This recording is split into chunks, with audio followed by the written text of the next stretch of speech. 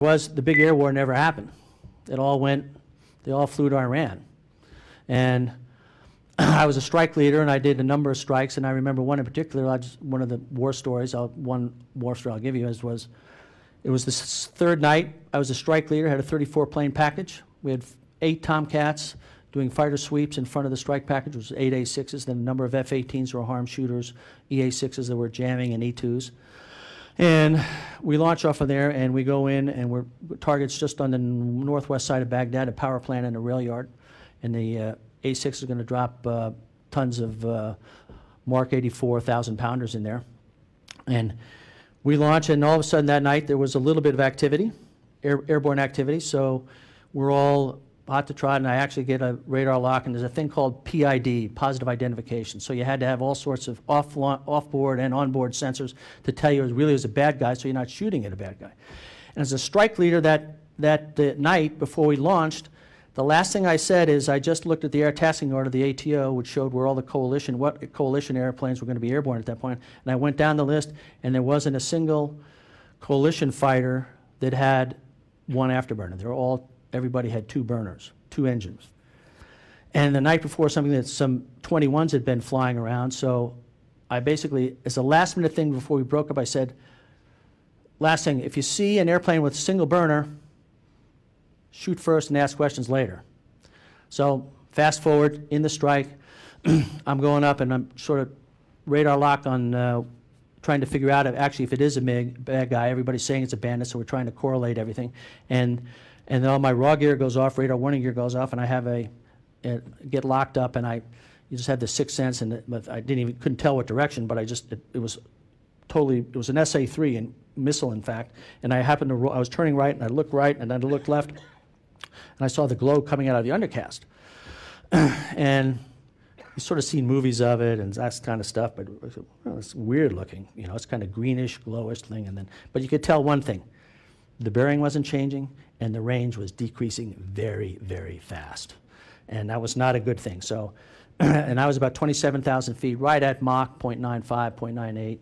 And so wings were back. I was fully loaded with airplanes. I had 6 missiles on it, and rails and everything, and tanks. And so the missile came up, and we went full chaff and flares, did a big high G barrel roll. When I say high G, I'm talking 9 to 10 Gs over the top, which, by the way, I'll roll back to things you listen to. I remember that my whole career just talking about Gs is I remember in my father's house, the Grumman test pilot saying that Tomcat is a 13G airplane.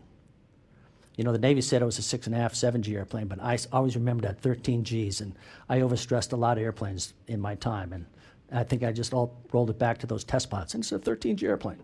But anyway, I did about a 9 to 10 G pull over the top, chaff and flares, and the missile missed and went behind me. There was a flash where it detonated, but in that process, the F-14, the airplane departed.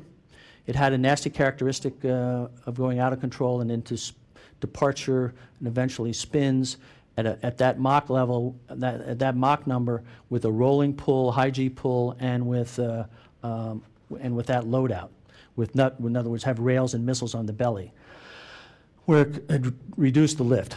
So sure enough, just as the test pilot said, airplane goes divergent on me, and then I do for X amount of time, I'm doing all the pilot stuff. And in the process of that, I have an engine that stalls, I bring that back to idle, and I eventually shut that engine down.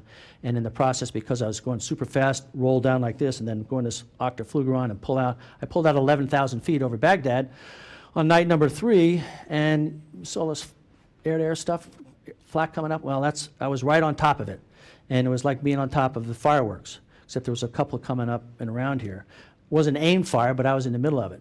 And the problem with that, I was at 250 knots, and the F-14 does not relight until you have 325 knots.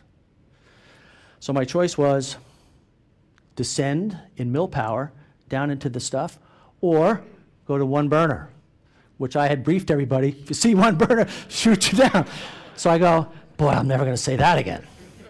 So I compromised and I tried 1 start low, and it was starting to be a hot start, so I shut it down again and then did another, and I went to min burner and went down a little bit and finally got it lit, and then got both burners on and climbed out of the gunk and went home and said, keep your mouth shut, Snort, brief the brief and don't ad lib at the end. So But that was the culmination, and right after that, right at the end of Desert Storm, I left my squadron and went back home.